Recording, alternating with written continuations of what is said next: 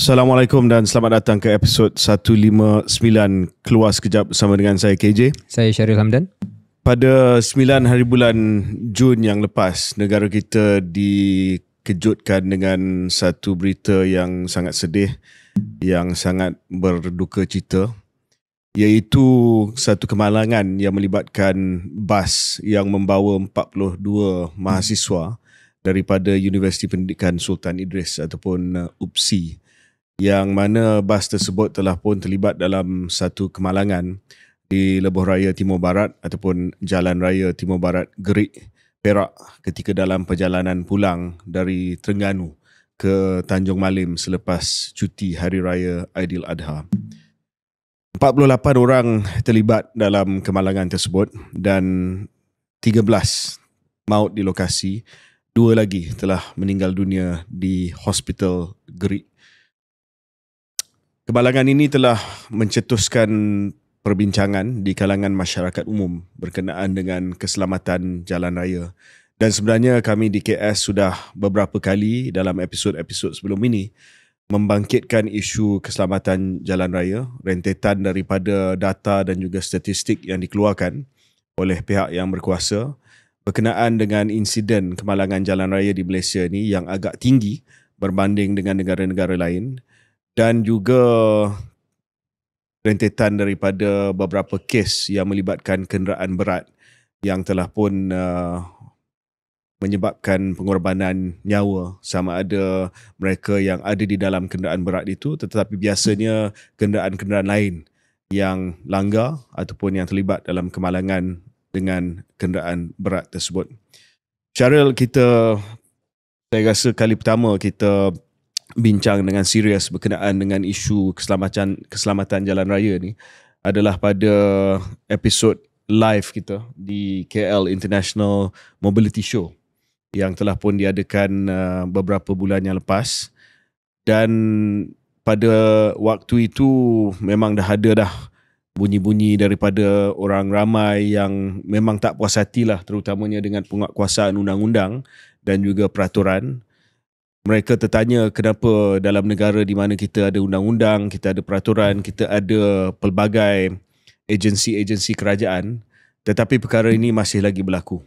Dan kes bas yang membawa mahasiswa UPSI ini adalah kes yang terkini yang membuktikan dan mendedahkan bahawa apa yang sedang dibuat itu memang tidak mencukupi. Apa pandangan Syaril berkenaan dengan keselamatan jalan raya dan juga apa yang patut kita buat? Satu topik yang begitu besar, KJ. Saya fikir ramai yang bersetuju bahawa ia adalah satu situasi di mana faktor-faktor yang jelas menyumbang ialah lemahnya penguatkuasaan. Saya rasa tidak ada kontroversi kalau kita kata itu faktor yang antara yang utama. Ada juga soal apakah peranan tanggungjawab dan juga reaction time pihak berkuasa, kerana faktor-faktor ataupun sifat-sifat yang ada dalam kemalangan terkini ni, tragedi terkini ni, adalah sifat-sifat yang kita dengar dalam kes-kes yang berlaku pada tahun lepas, tahun ini dan tahun sebelum-sebelumnya. Jadi dia bukan benda baru.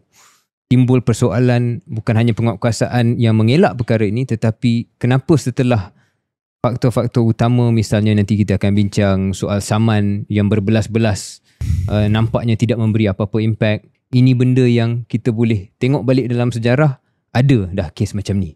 Kenapa boleh timbul sekali lagi? Jadi soal penguatkuasaan dan betapa serius atau tidak pihak berkuasa. Untuk episod KS kali ini, saya dah bincang dengan Syaril. Saya rasa sebelum ini, episod-episod sebelum ini kami telah bincang sesama kita tentang isu keselamatan jalan raya. Tetapi untuk episod kali ini, kita jemput 2 tetamu yang mungkin boleh memberi pandangan dan juga konteks yang agak berbeza. Seorang saya boleh katakan sebagai mangsa kemalangan jalan raya, membawa dimensi kemanusiaan kepada betul what happened dari sudut POV dia, point of view dia. Dan sebenarnya tetamu ni terlibat dalam kemalangan bas UPSI, mahasiswa UPSI baru-baru ni. Dan selepas itu kita ada perbincangan yang lebih bersifatkan dasar bersama dengan seorang boleh kata pakar lah yang terlibat di JKJR, yang terlibat di Miros, yang ada pengalaman yang luas dalam bidang keselamatan jalan raya. Tetapi tetamu pertama kita yang kita nak perkenalkan adalah saudara Abdul Wafi Kamarudin, iaitu seorang pelajar ijazah sarjana muda pendidikan seni di UPSI Tanjung Malim. Beliau asal daripada kampung Pak Kancil Setiu, Terengganu, dan berada di dalam bas tersebut. Assalamualaikum Wafi. Waalaikumsalam warahmatullahi wabarakatuh. Wafi, mungkin boleh ceritakan sedikit sebanyak dahulu latar belakang Wafi, macam mana Wafi berada di UPSI, dan juga sebelum masuk ke detik-detik akhir tragedi tersebut, apakah yang boleh dikatakan siapakah yang ada dalam bas tersebut, mungkin kenalan dan sebagainya. Okey, pertama sekali saya nak ucapkan terima kasih kepada saudara Khairi Jamaluddin dan juga saudara Syarif Hamdan kerana menjemput saya ke podcast Keluar Sekejap. Okey, untuk latar belakang saya, saya memilih UPSI ni kerana ibu ayah saya merupakan seorang guru. Jadi saya membawa harapan mak ayah saya untuk menyambung legasi mereka. Lagipun mereka sudah bersara sebagai guru. Ayah saya pada 2017, ibu saya pada 2021. Jadi saya berminat, berhasrat untuk menyambung legasi ibu bapa saya. Jadi saya memilih jurusan seni untuk menyambung di Universiti Pendidikan Sultan Idris. Jadi itu sedikit latar belakang saya lah. Dan sekarang ni saya menuntut di semester 6 di tahun ketiga, dah nak habis lah semester 6 ni. Dan kalau nak diceritakan berkenaan dengan tragedi yang berlaku 9 Jun baru-baru ni, saya daripada semester 1 lagi sehingga semester sekarang, saya ambil bas luar. Bas maksudnya bas charter lah. Kalau pelajar-pelajar UPSI ni dipanggil bas agent. Dia ada agent-agent dia. Okay. Jadi memang bas tak disediakan oleh universiti? Tak ada. Okay. Tak ada.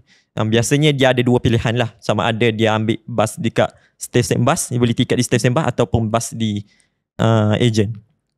Okay. Jadi kami ni mahasiswa, kami di universiti, kami bukan bekerja. Kami belajar di sana. Jadi kami mencari tiket yang murah. Sebab wang kami terhad. Sebab kami pelajar. Okay. Jadi kalau kita nak dibandingkan tiket bas luar, kalau dekat stesen berapa? Stesen lebih kurang, kalau daripada Tanjung Malim nak balik ke Terengganu biasanya dalam RM70 macam RM70. Kalau bas charter bas ni? 58 ke 60. Dia lebih murah. Ada penjimatan lah. Ada penjimatan. Jadi di situlah saya tengok bas agent ni, bas charter ni lebih menjadi pilihan pelajar-pelajar UPSI. Siapa ejen ni? Macam mana you dapat nombor dia? Biasanya saya sebenarnya ada, ialah sebab kita masuk semester 1 kan, di universiti biasanya ada orang add kata ni dapat ni dalam bas ni lagi WhatsApp murah. Dalam grup WhatsApp. Grup WhatsApp, betul. Ataupun senior turun-temurun maklumat tersebut. Betul. Ya, betul. Dan ejennya berbeza-beza lah kot. Betul. Berapa banyak yang ada yang lazim digunakan? Seingat saya ada 3. Ni antara 3 lah. Ni antara yang 3. Lepas tu sekumpulan pelajar ataupun mahasiswa yang mungkin duduk di kawasan yang sama akan kumpul dan akan buat sekali lah. Ya, betul. Okay. Jadi kelebihannya bas agent ni, satunya tadi murah. Satu lagi dia dapat hantar kita ke tempat yang memang kita nak pergi. Sebab kalau stesen dekat apa? Stesen ke stesen. Memang ini dia drop off kepada kampung, setiap kampung. Betul. Yes. Betul. Jadi itu yang menjadikan bas agent ni menjadi pilihan mahasiswa lah. Bila beli tiket dengan agent ni, apa cara dia? Macam mana you all kumpulkan duit dulu ke? You bayar masing-masing kepada agent ke? Adakah dapat tiket yang tiket fizikal ke? Insurans semua tu? Dia isi Google Form. Dia akan hebahkan poster, sebab dia akan dia akan tengok, dia akan follow up lah, tengok cuti mana-mana apa semua. Biasanya universiti akan kata minggu depan ni ada cuti ni, cuti peristiwa apa semua, memang dia follow up benda tu. Dia sentiasa ikut lah. Jadi dia, kalau contohlah, kalau ada tiba-tiba ada cuti peristiwa di universiti, dia terus keluar poster kata okay, ni ada cuti peristiwa, jadi saya rasa ni biasanya pelajar akan balik masa tu.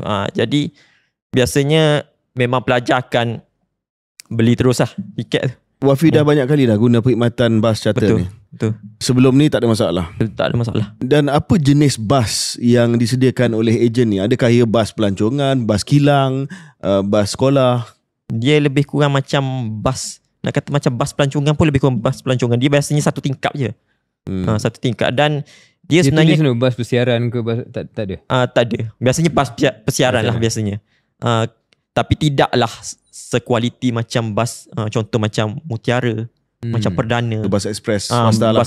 Bas ekspres memang yang sekarang ni memang dia orang dah upgrade, dalam bas pun dah ada tandas. So bas charter ni biasanya Wafi rasa bas yang tujuannya untuk benda lain, tetapi sempena dengan cuti ada yang ambil kesempatan bawa betul. mahasiswa balik. Saya rasa macam tu juga, ada merasakan macam tu. Sebab nak kata bas tu baru sangat pun tidak.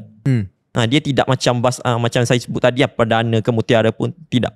Memang bas tu nampak macam dia ada buat tujuan lain, dan kalau ada pelajar nak cuti apa semua, memang dia ambil bas tu juga. Ya. Wafi kata tadi memang dah banyak kali menggunakan perkhidmatan ini. Bila Wafi kata biasa tak ada masalah tu, cuba ceritakan kualiti pemanduan dan sebagainya. Tak pernah ada masalah lah sampai tragedi ni. Okey, memang sebelum ni daripada semester 1 sampai semester 5 memang tak ada apa-apa masalah. Memang saya tengok dari segi panduan ke apa, tak ada masalah. Memang dia drop up kita dekat mana yang kita nak lah. Dan sewaktu berada di atas jalan raya, pematuhan had laju dan sebagainya, sebelum ni saya tengok macam tak ada masalah dari segi laju. Memang biasa saja, memang diikut lah apa yang had laju yang telah ditetapkan oleh di jalan raya tu. Tapi berbeza pula yang sebelum ni. Sebelum ni memang laju. Okey, kita pergi ke 9 Jun. Kejadian itu saya difahamkan berlaku pada waktu malam. Pukul berapa agaknya, Wafi? 1.50 lebih. 1.50 pagi lebih. Dan Wafi ingat ini sebab Wafi tak tidur. Tak tidur, yes. Wafi buat apa? Main telefon. Saya dengar lagu. Dengar lagu apa, ingat tak? Lagu Michael Jackson. Dia buat konsert tahun 1997 dekat Munich. Wow. Michael Jackson fan. Tell us what happened pada saat itu. Adakah Wafi dah rasa cuak sebab bas tu dah agak laju? Okay, memang masa detik-detik sebelum terbabas tu, memang saya rasa mula-mula saya tak rasa apa-apa, tapi takut tu tiba-tiba bucu sebab memang betul-betul laju sepanjang perjalanan daripada Jeli nak pergi ke Grid. Dah mula laju betul. Untuk satu tempoh tu memang dia bawa laju daripada biasa. Yes, betul. Jadi saya masa tu, dan Wafi mungkin boleh explain kepada pendengar dan penonton, jalan daripada Jeli ke Grid ni, adakah lebuh raya ni, maksud lebuh raya macam lebuh raya utara selatan yang straight ataupun berliku-liku? Dia memang berliku-liku sebenarnya. Sebab dan dia dua lorong saja, dua hala kan. Sakimannya satu hala satu lorong je. Jadi memang saya tengok dengan apa yang pemandu tu bawa, bas tu dengan kelajuan tu memang tidak sesuai dengan jalan tersebut. Dengan sempitnya apa semua. Pada ketika tu tak ada siapa yang terpanggil untuk bersuara lah kepada pemandu tu. Saya dengar macam ni sebab ada pemandu dia cerita, ada student yang dekat dengan driver dia, ada cerita yang dia kata slow sikit bang. Slow sikit bang apa semua. Tapi sebab saya duduk belakang je, so saya tak dengar lah apa-apa. Tapi itu yang diceritakan selepas tragedi lah. So ada yang kata dia tegur driver dia tegur. Okay. Masa nak kemalangan tu, sebab kita semua yang tidak berada di dalam bas, ada tengok yang dashcam tu lah. Okay, betul. So nampak macam bas tu cuba nak pintas, nak overtake. Bila nak overtake, dia nak masuk balik ke lorong asal tu. Di situ dia terbalik. Betul. Adakah Wafi ingat benda tu berlaku? Memang masa tu memang saya fokus tengok lagu je. Tengok YouTube je masa tu. Memang masa tu saya tak tahu apa-apa, dan cuma saya rasa memang laju. Cuma saya tak fokus kat depan. Jadi tak nampak lah pintasan itu. Tak nampak. So bila Wafi sedar? Memang masa tu saya betul-betul tersedar yang memang bas tu dah sengit. Nak jatuh. Nak jatuh. Sebelum jatuh lah. Dah sedar lah. Dah sedar. Pada waktu itu apa pemikiran Wafi? Masa tu memang saya mengucap banyak kali sebab dah jatuh kan. Tapi benda tu terjadi dengan laju dan saya tercampak ke dalam longkang. Oh, terkeluar daripada bas. Terkeluar daripada bas, ya, betul. Wafi tolong ceritakan Wafi duduk kat mana dalam bas tu pada ketika itu. Masa dalam bas tu saya duduk paling kanan belakang sekali. Dan bas tu jatuh di belah kiri. Kiri, betul. Kiri. So macam mana Wafi itulah sebenarnya tercampak keluar? Macam adik-beradik saya apa saudara mara saya pun memang memperdebatkan juga benda ni, macam mana saya terkeluar sebenarnya. Ramai orang tanya. Sama ada saya terkeluar daripada tingkap ke, pecah tingkap ke, ataupun atap bumbung terbuka. Tapi Wafi tak ada memori lah tentang apa yang berlaku. Tak ada sangat. Cuma saya rasa macam, sebab kalau nak kata tingkap, sebab saya tak rasa yang saya kena pecah cermin tingkap. Cuma saya rasa macam saya terkeluar daripada atap. Sebab menjatuh tu atap terbuka, memang saya terkeluar masa tu. Oh ya, atap dia dah pecah. Dah pecah kan? Betul. Dah tercabut. Betul. Wafi mungkin boleh tunjuk kat kamera luka yang ada dekat belah tangan tu. Itu mungkin dari impact masuk ke longkang ke macam mana, atau Wafi tak ingat? Ya, ini impact yang masuk dalam longkang jugalah. Yang antaranya lepas tu ada cala-cala sikit dekat sini. Kecederaan apa lagi yang Wafi sedang alami? Saya ada lebam dekat sini. Pipi saya ni. Sekarang ni nampak macam okey sikit lah. Sebelum ni memang kalau tengok yang saya ditemu ramah oleh bernama, memang waktu merah. tu merah lagi. Merah lagi. Dan saya ada parut juga dekat belakang. Adakah pada bila-bila waktu dalam kejadian itu Wafi hilang kesedaran? Saya pengsan sekejap. Dan masa dalam longkang tu saya tengok macam ada tubuh manusia dekat atas saya. Ada tubuh manusia? Tubuh manusia, yes. Bila sedar tubuh manusia tu masih lagi ada? Saya tak pasti, tapi masa saya angkat, saya tolak tu, dia tak bagi respon apa-apa. Okey. Saya rasa mungkin dia dah meninggal. Saya rasa sajalah. Dan lepas pada saya angkat apa semua tu, saya terus naik daripada longkang, saya terus pergi kat bahu jalan. Jarak Wafi dengan bas berapa jauh? Dekat sangat. Dekat sangat. Sebab bas divider, lepas tu longkang. Dekat sangat-sangat. Adakah Wafi nampak rakan-rakan lain dekat dengan Wafi? Betul. Memang masa tu yang duduk sebelah kanan memang tercampak masuk ke longkang. Majoritinya. Kalau kiri memang tersempit dalam bas. Yang tu kebanyakan yang meninggal lah. Yang kiri. Banyak yang meninggal tu yang duduk belah kiri lah. Ya, betul. Kiri. Dan lepas Wafi berdiri tu, boleh berdiri lah? Boleh berdiri. Rasa sakit tak? Apa-apa? Memang rasa sangat. Phone ada? Phone tak ada. Dah tercampak lain. Michael Jackson dah tercampak lah. Lepas tu apa tindakan pertama Wafi? Masa tu sebenarnya saya mengharapkan ada orang berhentilah. Tapi memang ada orang berhenti. Tapi masa tu baru ada satu buah kereta sebab baru terjadi kan. Dan masa tu juga ada kawan saya, ada telefon dia memang selamat. So kawan saya tu ditelefon dekat polis, dekat ambulans apa semua, memang telefon. Dan mengambil masa jugalah untuk mereka sampai. Berapa lama? Lebih kurang dalam 1 jam lebih. Sebabnya begini, sebabnya jalan dekat grid itu, tak silap saya, hospital grid nak sampai ke tempat accident tu lebih kurang dalam 50 km. Jadi 50 km kalau kat jalan grid ni dia tak sama 50 km dalam lebuh raya. Betul. Jadi tambah lagi masa tu orang baru balik ke ibu kota, baru selesai sambut Aidiladha kan. Saya nak tanya pasal apa yang Wafi alami dalam tempoh nak tunggu sejam tu.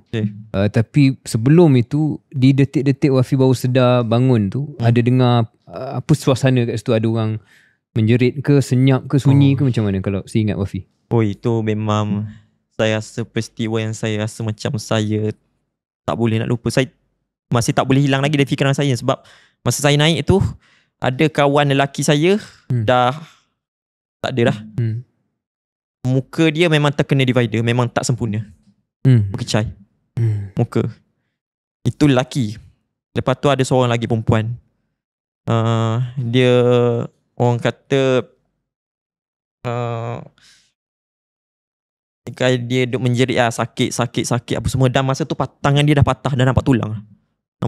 Dan saya masa tu saya cuba untuk tenangkan. Saya tenangkan dia sebab masa tu orang awam suruh saya tenangkan dia. Dan beberapa saat kemudian dia tak ada. Senyap. Dan ada jugalah saya tengok beberapa lagi mayat yang duduk di bawah bas lah, terutamanya sebab ramai yang mati ramai yang meninggal duduk di bawah bas kan. Jadi ada seorang yang saya ingat yang duduk sebaring dengan saya belakang sekali tu, yang paling kiri tu memang dia meninggal, dan saya nampak dia punya jenazah dia lah, badan dia tu. Ada yang dapat dibantu ke tidak sewaktu 1 jam tu sebelum ambulans sampai? Maksudnya macam maknanya dia cedera, tetapi Wafi ataupun sesiapalah yang mampu untuk mungkin tenangkan dia orang sehingga ambulans sampai. Ada. Memang orang-orang yang berhenti dekat tepi tu memang mereka cubalah untuk membantu kami yang dah baru terlibat dengan aksiden apa semua ni kan. Dia orang cubalah untuk tolong, dan yalah kami tolong apa yang boleh sajalah. Sebab masa tu pun walaupun saya boleh berdiri pun, orang awam tu kata tak boleh dek, awak duduk, awak kena duduk. Awak ni mangsa, awak tak boleh, awak kena duduk. Okay. Biar kami je buat. Ada tak Wafi perasan pada waktu itu pemandu sedang buat apa? Masa tu saya tak perasan. Memang tak nampak dia lah? Tak nampak. Saya tak nampak dia. Masa tu memang fokus dengan masing-masing ni, dengan berdarah apa semua. Dengan menangis, ada kawan-kawan saya menangis apa semua. Memang masa tu saya rasa macam lah, dengan belakangnya dengan ada kawan-kawan yang dah arwah kan. Agak seram juga masa tu. Boleh kata ngeri lah. Dalam tempoh sejam tu, apa perasaan secara keseluruhan lah? Memang saya sedih sangat. Sebab kita baru je bertegur masa dekat jetih tu. Tiba-tiba, yalah kita tak mintaan benda ni berlaku kan. Tiba-tiba dah terjadi. Dan orang yang saya tegur tu pun sebelum naik bas tu pun dah tak ada. Dia meninggal. Dan saya rasa macam terkesan lah dengan hati saya. Sebab ada antara dia orang yang kenalan rapat? Ada. Ada pun yang perempuan lah. Tapi ada seorang tu dia masih dia dah discharge dekat rumah. Dia dah ada dekat rumah. Dan seorang lagi meninggal. Saya dipahamkan Wafi akhirnya jumpa telefon, dan panggilan pertama adalah kepada ibu. Betul. Apa yang, kalau Wafi boleh kongsikan yang Wafi cerita dengan lepas pada jumpa telefon tu, sebab polis dia kumpul semua kan telefon kan. Dia kata okay, kalau siapa nak ambil telefon pergi ambil kat sana, sebab saya dah kumpulkan semua. Okay. So saya cari ada, dan saya tengok, tapi telefon pun dah tak sempurna lah, sebab skrin pun dah rosak, dah tercampak kan. Saya buka, banyak naik WhatsApp. Ada mesej lah. Ramai. Sebab masa tu macam mana dia orang tahu? Mungkin sebab dah berapa jam dah sejak kemalangan? Bila dapat telefon tu, dah berapa jam sejak kemalangan berlaku? Rasa lebih kurang dalam 45 minit juga. Oh, laju juga. Jadi masa saya buka WhatsApp tu memang penuh. WhatsApp ibu bapa, kawan-kawan apa semua. Kawan-kawan paling ramai lah. Tanya, Wafi macam mana kau? Wafi semua apa. Saya balas satu-satu. Saya kata okay, alhamdulillah, aku okey je, alhamdulillah, okey je, tak ada masalah. Dan saya balas jugalah, bagi tahu dekat mak saya, kata dalam group family lah, saya kata okey Umi, orang okey je ni, alhamdulillah, okey, tak ada masalah ke apa. Masa tu mak saya lega sikit lah. Selepas kemalangan dan apabila dibawa ke hospital, Wafi pun dibawa ke hospital kan? Betul. Semua rawatan, layanan semua di hospital saya difahamkan sangat bagus. Sangat bagus, betul. Dan Wafi discharge agak awal kan? Betul. Ya. Berapa ramai yang terpaksa berada di hospital untuk tempoh yang lama? Okey, kalau nak ikutkan saya, pada saya dihantar ke hospital grade tu, saya duduk di green zone. Okay. Green zone ni maknanya yang tidak mengalami kecederaan serius lah. Maknanya masa tu green zone dalam 6 orang saja. Okay. Dan 6 orang tu memang discharge pukul lebih kurang pukul 12 tengah hari. Tengah hari masa tu. Dan saya tengok kebanyakan masa tu yang mula-mula tu memang kebanyakan yang duduk tu adalah di yellow zone. Yellow zone ni maknanya kata dia nak ke arah kritikal, tapi red zone kritikal. Tapi dekat red zone saya tak pasti. Tapi ramai di yellow zone lah. Dan kebanyakan yang dah meninggal masa tu 13 orang yang dapat kena pasti 13 orang tu. Memang dia dah diangkat ke truck polis untuk hantar ke forensik Ipoh. Dua yang saya difahamkan meninggal di hospital grade. Betul, ya betul. Ya. Jadi jumlahnya 15 semua. Ada sebarang bantuan emosi, psikologi yang ada sesiapa ataupun pihak UPSI ataupun sesiapa saja yang tawarkan setakat ini? KKM mungkin. Okey, pertama sekali saya nak ucapkan terima kasihlah kepada Universiti Pendidikan Sultan Idris, UPSI, kepada Naib Chancellor, kepada TNC HEPA, Prof Khalid, dan juga pusat kaunseling lah, sebab pusat kaunseling memang dia ada datang ke rumah kita baru ni. Dan dia ada bagi orang kata kaunseling lah kepada kami yang trauma ni. Okay, dan khidmat mereka pun sangat cemerlang dan saya sangat berterima kasih kepada mereka dan mereka pun dah menjalankan tugas dengan baik lah kepada semua. Wafi masih lagi ataupun Wafi ada dapat flashback tak peristiwa tersebut? Sebab ni benda yang trauma kan. Ya betul. Biasanya bila benda trauma ni kita kena tanya sama ada yang melalui trauma ni dia dapat flashback benda yang berlaku. Boleh tidur tak sekarang? Tak. Saya tak tidur lena. Sebab memang masih terngiang-ngiang dalam kepala. Jeritan siren polis apa semua kan. Jadi masih rasa macam tak boleh ni, memang tak boleh tidur. Sebab peristiwa tu macam ngeri sangat. Sebab yalah orang yang orang kata apa, meninggal dengan keadaan tak sempurnanya ada depan mata kita. Jadi benda tu selalu bermain di fikiran saya lah. Memang saya susah nak tidur. Ya. Sekarang bila naik kenderaan pun rasa cuak tak? Betul, ada rasa. Ada, sebab naik kereta ni dia lebih kurang naik bas juga kan. Tapi sekarang ni memang saya tak boleh naik bas. Saya naik kereta tu okey lah, tapi ada rasa. Wafi datang daripada keluarga pendidik dan bersama dengan sahabat-sahabat teman-teman yang terkorban dan cedera itu pun berkongsi visi ataupun cita-cita yang sama. Adakah mungkin terlalu awal, tapi adakah Wafi merasakan ini akan mengubah aspirasi hidup ataupun memberi kesan kepada cita-cita Wafi sendiri? Tak ada. Saya rasa sebab apa yang berlaku itu adalah pengajaran untuk kita lah, untuk kita terus perbaiki diri. Itu tidak membuatkan saya untuk saya tidak meneruskan pengajian saya untuk saya capai cita-cita. Sebab saya rasa kawan-kawan saya yang terlibat dengan kemalangan pun memang mereka tak nak tangguh belajar. Tak nak extend ke apa semua. Memang mereka nak sambung dan dah keluar pun arahan daripada universiti kepada yang terlibat dengan kemalangan ni. Mereka ada cara lain, ada jalan lain lah untuk nak siapkan assignment, nak jawab exam apa semua. Jadi saya rasa dengan semangat kawan-kawan saya tu, memang mereka nak capai cita-cita dan saya rasa cita-cita mereka tak akan terbantuk lah. Itu memang mereka nak capai. Wafi sebagai seorang mangsa, seorang survivor kemalangan jalan raya yang sangat serius ni, apa yang Wafi nak tengok berlaku di negara kita berkenaan dengan keselamatan jalan raya ni? Adakah Wafi dah fikir ataupun belum sempat nak fikir apakah langkah-langkah yang perlu dibuat oleh kerajaan ataupun oleh sesiapa lah untuk memastikan bahawa kes macam ni, ialah kita faham kemalangan akan berlaku, kan, nama pun kemalangan. Betul.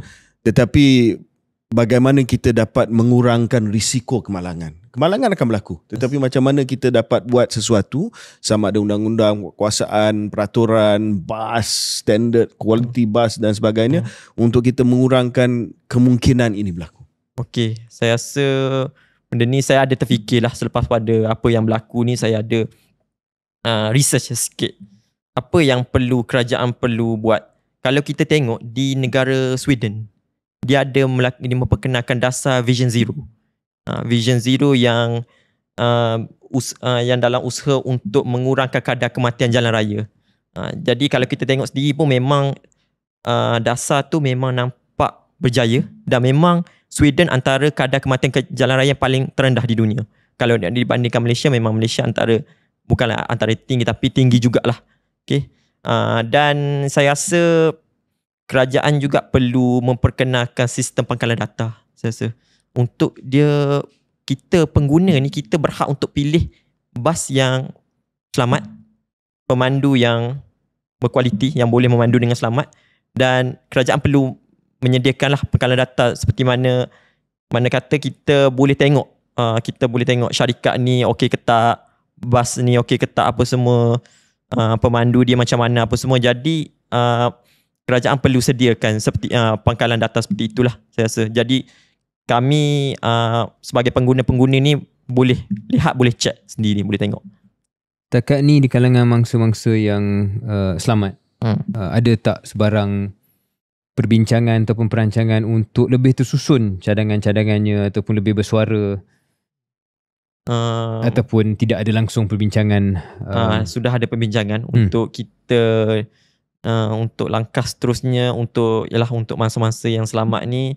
Tapi sekarang ni kami masih lagi fokus kepada rawatan-rawatan lah, rawatan fizikal yang, sebab di hospital pun masih ramai lagi di hospital Taiping, rawatan fizikal, rawatan mental. Dan macam saya sekarang ni, alhamdulillah saya rawatan fizikal saya agak okey sikit lah, agak okey, dan cuma saya masih trauma lah sebenarnya. Dan kalau nak dikatakan perbincangan tu sebenarnya tiada apa orang kata persepakatan lagi. Maknanya kata mungkin antara keluarga-keluarga je dulu, antara anak mangsa dan juga keluarga-keluarga tersendiri. Jadi untuk keluarga saya setakat ni kami hanya fokus pada kesihatan dulu, fokus biar betul-betul, dan baru kita akan ambil langkah seterusnya lah. Adakah itu mungkin termasuk tindakan undang-undang sivil sebagai contoh? Betul.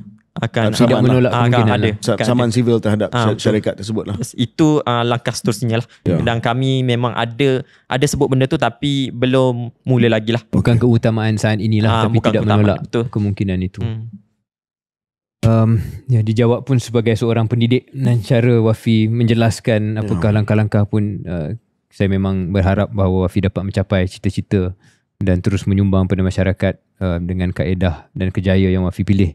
Mungkin yang terakhir daripada saya, KJ, untuk Wafi sendiri, apa refleksi diri berkenaan dengan ketentuan ilahi ini, dan juga bagaimana ia mungkin, kalau tidak mengubah cita-cita Wafi pun, dah tentu memberi kesan. Adakah Wafi boleh berkongsi bagaimana ini mungkin mengubah cara perspektif Wafi sendiri melihat hidup? Okey, jadi saya melihat apa yang terjadi dengan kemalangan ni, sebab saya sebelum ni saya tak pernah alami kemalangan apa-apa. Saya tak pernah, ini pertama kali saya berlaku dalam hidup saya lah. Jadi saya rasa macam dengan apa yang berlaku ini, saya rasa kerajaan patut lihat balik, tengok apa yang patut diselenggara dari segi kenderaan, tengok dari segi pemandu jalan raya terutamanya. Tengok macam mana di jalan di grid agak boleh kata agak ketinggalan berbanding jalan-jalan yang lain kan. Dan saya rasa kerajaan patut bentangkan apa tindakan-tindakan selepas ini untuk menotahkan kemalangan maut selepas ini. Okay, jadi sebab kami ni sebab angka kematian ni bukan sekadar angka saja, bukan sekadar ditampar di pejabat, bukan dibentangkan di mesyuarat, tidak. Sebab kami ni kami bakal mewarisi kata warga pendidik yang sudah bersara, dan kami mewarisi daripada UPSI ni, dan kami akan mendidik anak bangsa pula. Jadi saya rasa kalau kita teruskan begini, kita tak ada tindakan apa-apa, kita akan terus kehilangan mangsa-mangsa seperti mana yang UPSI kehilangan 15 pendidik ni. Sebab seorang pendidik mungkin boleh mendidik lebih 8,000 ke 10,000 pelajar. Jadi di situ adalah satu kerugian. Kita tengok baru ni 15 sudah meninggal, jadi berapa puluh ribu dah yang tercicir untuk mendapat pendidikan daripada guru yang berkualiti ni. Jadi saya harap begitulah. Jadi kerajaan patut ambil tindakan apa yang sepatutnya lah. Wafi, soalan terakhir daripada saya.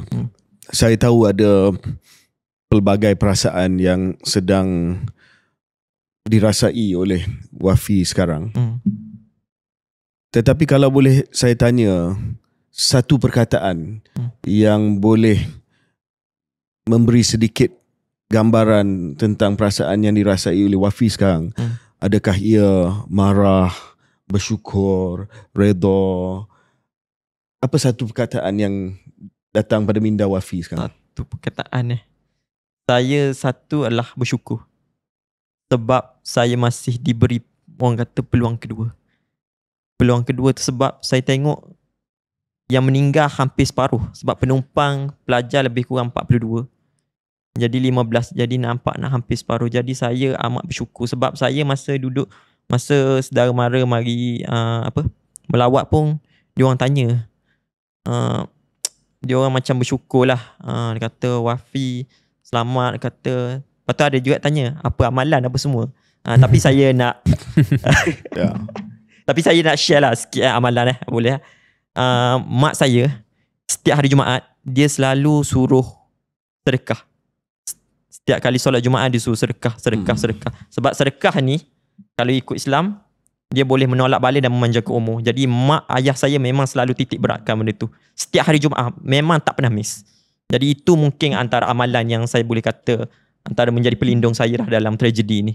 Okey, pertama sekali saya nak ucapkan berbanyak-banyak terima kasih kepada yang pertamanya Datuk Naib Chancellor Universiti Pendidikan Sultan Idris, iaitu Profesor Datuk Dr. Mak Amin Maktaf, kerana menjadi orang yang tonggak utama lah untuk dalam menyelesaikan masalah ini, dan juga Profesor Dr. Khalid bin Salimin, TNC HEPA, dan juga seluruh jentera-jentera Universiti Pendidikan Sultan Idris, dan juga semua universiti-universiti di seluruh Malaysia yang telah menganjurkan bacaan Yasin untuk masa-masa tragedi.